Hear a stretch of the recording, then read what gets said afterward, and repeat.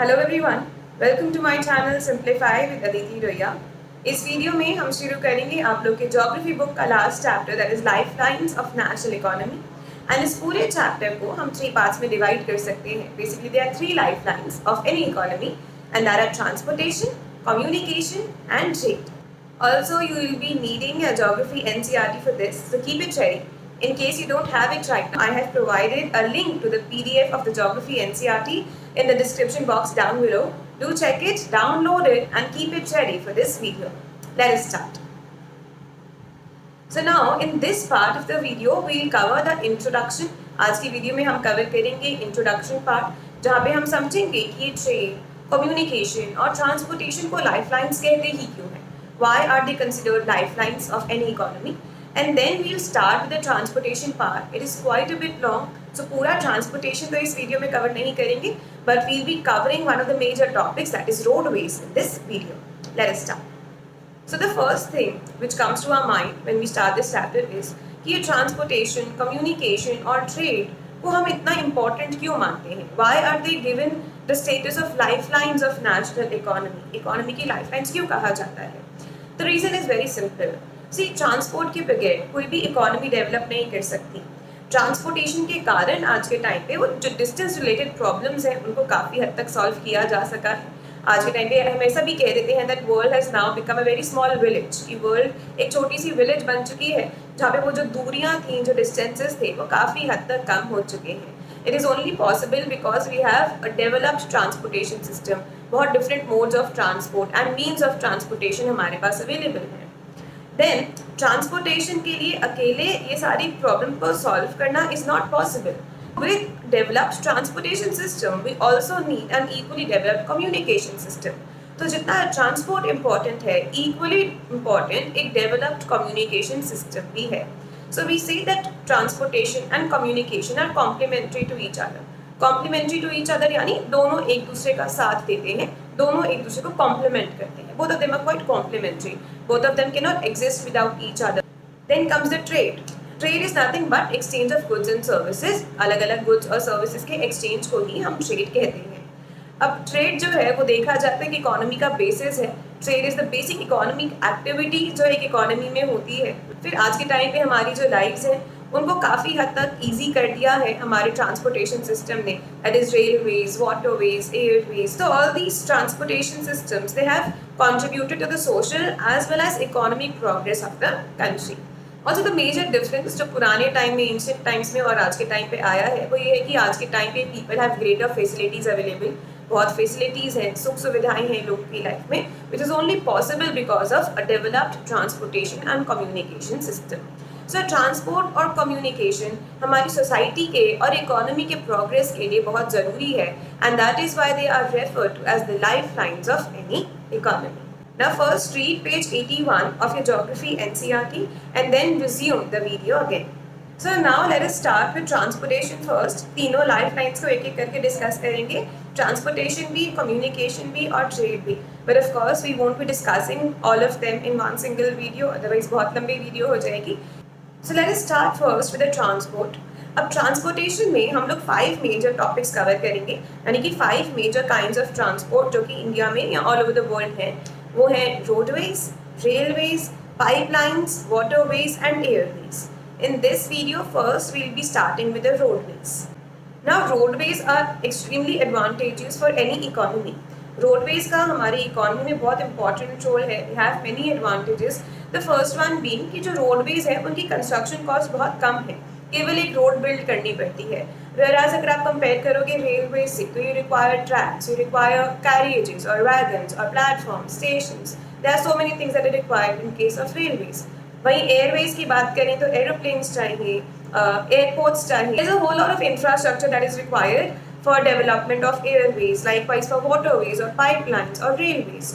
Roadways is one such mode of transport जिसमें कि इतना ज़्यादा इंफ्रास्ट्रक्चर की रिक्वायरमेंट नहीं होती. So construction cost in roadways is comparatively less. Then the second important advantage of roadways is कि roadways चाहे ऊबड़ खाबड़ ज़मीन हो, dissected relief हो, पहाड़ी इलाका हो, हर टाइप के एरियाज में roadways can cover. Roadways can traverse more dissected topography, बहुत ज़्यादा डिफरेंट टॉपोग्राफीज होती हैं, रिलीफ फीचर्स होते हैं, तो काफ़ी हद तक रोडवेज को हम हर टाइप के रिलीफ फीचर्स में बिल्ड कर पाते हैं। फिर अगर थोड़े से ही लोगों को ट्रैवल करना है या थोड़े ही गुड्स को ट्रांसपोर्ट करना है तो रोडवेज इज मोर इकोनॉमिकल, थोड़ा चीप पड़ता है, सस्ता पड़ता है roadways for the purpose of travelling और transportation of few people or few goods. Okay, then let's consider two examples ये डोर टू डोर सर्विस को समझने के लिए। पहले एग्जाम्पल में मान लीजिए कि एक फैक्ट्री है जिससे सामान हमें मार्केट तक पहुंचाना है। सो एक ट्रक है जो फैक्ट्री के बाहर आया, गुड्स को उसमें लोड कर दिया गया एंड वो ट्रक ने एक शॉप के बाहर जो भी डेस्टिनेशन है वहाँ पे जाके सारे गुड्स को अनलोड कर दिया।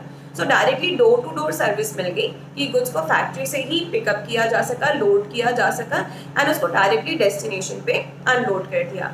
अब अगर यही काम रेलवे से हो रहा होता तो पहले गुड्स को एक ट्रक में लोड किया जाता, फिर स्टेशन पे जाके अनलोड करते और ट्रेन में लोड करते।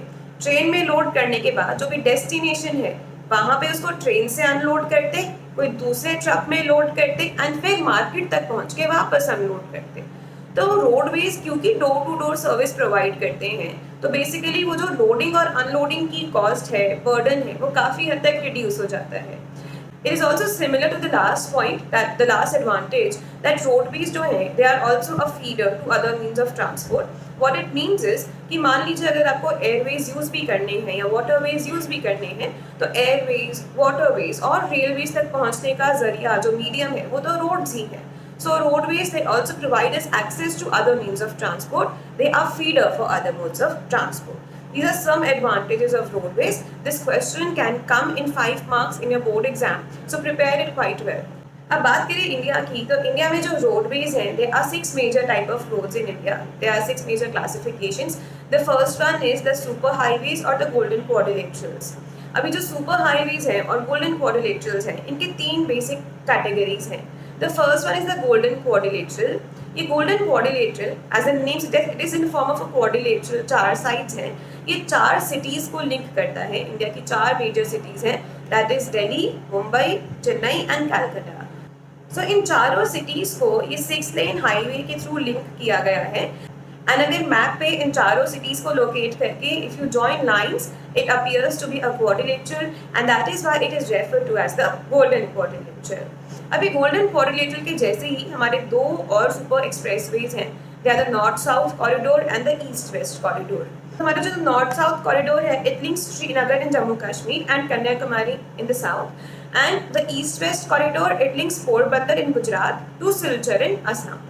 तो ये देखा जाए तो इंडिया के ईस्ट वेस्ट टर्मिनल्स को और नॉर्थ साउथ टर्मिनल्स को लिंक करने के लिए ये 2 कॉरिडोर्स या 2 एक्सप्रेसवेज और बनाए गए थे।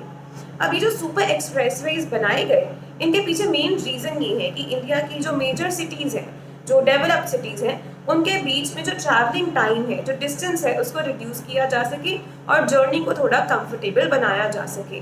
The main aim behind building these और constructing these expressways was to reduce time and distance between the major cities of India. और इन एक्सप्रेसवेज को मेंटेन करना, कंस्ट्रक्ट करना, ये सारी जिम्मेदारी होती है हमारी एक अथॉरिटी है NHAI उसकी, that is the national highway authority of India. ये अथॉरिटी इन सारे एक्सप्रेसवेज को कंस्ट्रक्ट करती है और मेंटेन करती है। Then the second important class of roads in India is the national highways. बहुत सारे नेशनल हाईवेज हैं इंडिया में। नेशनल हाईवेज जो है वो हमारी कंट्री के एक्सट्रीम पार्ट्स को लिंक करते हैं। द मेन पर्पस इज कि जो एक्सट्रीम पार्ट्स है कंट्रीज के उनको लिंक किया जा सके by the medium of these highways. ये वाले जो नेशनल हाईवेज हैं इनको कंस्ट्रक्ट करना और मेंटेन करने की जिम्मेदारी होती है CPWD, that is central public works department. ये गवर्नमेंट का डिपार्टमेंट है जो कि इन सारे नेशनल हाईवेज का सुपरविजन करता है। ऑल्सो वैसे तो बहुत सारे नेशनल हाईवेज हैं बट बुक में स्पेसिफिकली NH1 की डिटेल्स दे रखी हैं कि NH1 it links Delhi and Amritsar. Also national highway 1 is also known by the name of Shershah Suri Marg. ये 1 मार्क का क्वेश्चन डेफिनेटली आ सकता है, that name the 2 cities which are linked by NH1 और what is the other name for NH1. So you need to know this कि 1 mark में इस तरह के objective questions might be asked in your board exam. Then the third important class of roads in India is the state highways. State highways जो है वो एक state की capital को उस state की अलग-अलग district से link करने का काम करते हैं। तो the roads which link the districts to the state capital. They are known as state highways. और स्टेट हाईवेज को मेंटेन करने की जिम्मेदारी होती है SPWD, that is state public works department. ये स्टेट गवर्नमेंट का एक डिपार्टमेंट है जो कि इन सारे हाईवेज को सुपरवाइज करता है, कंस्ट्रक्ट करता है, मेंटेन करता है। Then the fourth important classification is the district road. District roads जो है वो एक डिस्ट्रिक्ट के हेडक्वार्टर्स को उस डिस्ट्रिक्ट के अंदर जो इम्पोर्टेंट विलेजेस हैं उन तक लिंक करने का काम करते हैं। डिस्ट्रिक्ट रोड्स को मेंटेन करने की जिम्मेदारी होती है जिला परिषद की, जो डिस्ट्रिक्ट की गवर्नमेंट होती है। डिस्ट्रिक्ट को हिंदी में जिला कहते हैं। So district roads are maintained by Zila Parishad. फिर हमारा फिफ्थ कैटेगरी है अदर रोड्स। अदर रोड्स में इसके अलावा वो सारे रोड्स जो छोटी छोटी रोड्स हैं, विलेजेस के अंदर की रोड्स हो गई, टाउन सिटीज के अंदर की रोड्स हैं, या फिर जो विलेजेस और टाउन्स को लिंक करें वो वाली roads, all of these are called other roads. और अदर रोड्स को मेंटेन करने के लिए कोई प्रॉपर ऑर्गेनाइजेशन तो नहीं है, लेकिन हमारे प्राइम मिनिस्टर की एक योजना थी, प्रधानमंत्री ग्रामीण सड़क योजना, जिसमें काफ़ी सारे फंड्स एलोकेट करे जाते हैं इस योजना के तहत इन सारी रोड्स को मेंटेन करने के लिए, कंस्ट्रक्ट करने के लिए। And then the sixth important category and the last important category of roads in India is the border roads. Border roads, as the name suggests, ये वो roads हैं जो कि international borders पे construct करी जाती हैं। So they are of extreme strategic importance. ज़्यादा करके जैसे इंडिया चाइना का बॉर्डर है या इंडिया पाकिस्तान का बॉर्डर है, इंटरनेशनल बॉर्डर्स पे जो रोड्स हैं they are called border roads. और बॉर्डर रोड्स को मेंटेन करना, कंस्ट्रक्ट करना, ये जिम्मेदारी होती है BRO की, that is border roads organisation, जिसे 1960 में इसी पर्पस के लिए सेट किया गया था। There is one more kind of classification that is on the basis of कि वो रोड को बनाने में कौन सा मटेरियल यूज हुआ है। So on the basis of material used, roads are classified into metal roads and unmetalled roads. अब वो वाली roads जो कि सीमेंट, कोल, इन सब को यूज करके बनाई जाती हैं, इन्हें हम कहते हैं metal roads। और ये बेसिकली ऑल वेदर रोड्स होती हैं जिन्हें पूरा साल यूज किया जा सकता है। फिर हमारे यहाँ दूसरी कैटेगरी होती है अनमेटल्ड रोड्स की, जिसमें ये कोल, सीमेंट, ये सारी चीज़ें नहीं यूज़ करी जाती। अगर हिंदी में बोले तो जैसे कच्ची सड़क कहते हैं, गाँव वगैरह में बहुत कॉमनली देखने को मिल जाती है। ये ऑल वेदर रोड्स नहीं होती बिकॉज मेनी टाइम्स जब मॉनसून होता है, बारिशों का सीजन होता है, तो इनका जो यूजेज है वो काफ़ी हद तक लिमिट हो जाता है।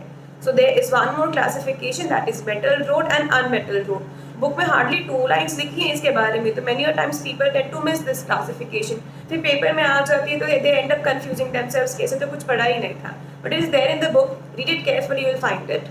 अभी तो हमने पढ़ा कि इंडिया में जो रोडवेज हैं वो कौन से हैं, किस किस टाइप के हैं, लेकिन इंडिया में जो रोडवेज हैं they have to face a lot of problems. बहुत सारी प्रॉब्लम्स हैं इंडिया में रोडवेज के साथ। द फर्स्ट वन इज कि हमारे यहाँ रोडवेज इतने ज़्यादा यूज़ करे जाते हैं, चाहे वो पैसेंजर्स के ट्रांसपोर्टेशन के लिए हो, टूरिज्म के लिए हो, या गुड्स के ट्रांसपोर्टेशन के लिए हो। सो seeing the volume, seeing the traffic, sometimes it appears कि जो रोड नेटवर्क है हमारा, इट इज़ वेरी इनएडिक्वेट, इतना एडिक्वेट रोड नेटवर्क हमारे पास नहीं है। फिर हमारा एक प्रॉब्लम ये है कि जो रोड्स अवेलेबल हैं भी, उनमें से the larger part of roads are unmetalled roads. Unmetalled roads होने के कारण जब मानसून होता है, जब बारिशें होती हैं, तो वो रोड्स यूज ही नहीं हो पाती, उनका यूजेज और कम हो जाता है, तो वो जो ऑलरेडी इनएडिक्वेट रोड्स हैं वो और कम पड़ जाती हैं। फिर आज के टाइम पे हमारे बहुत सारे ब्रिजेस और कलवर्ट्स ऐसे हैं टाउन्स और सिटीज़ में which are very old and narrow, so it is very difficult for the big automobiles to cross through those old bridges and culverts. So that was all about roadways in this chapter. Now read till page 84 of your geography NCERT and then resume the video again. So that was it for this video. In the next video we'll be covering the next 2 important means of transport, that is the railways and the pipelines. For the complete playlist of this chapter, please click here. For the next part of this chapter, please click here. And if you haven't yet subscribed to my channel, then please click here.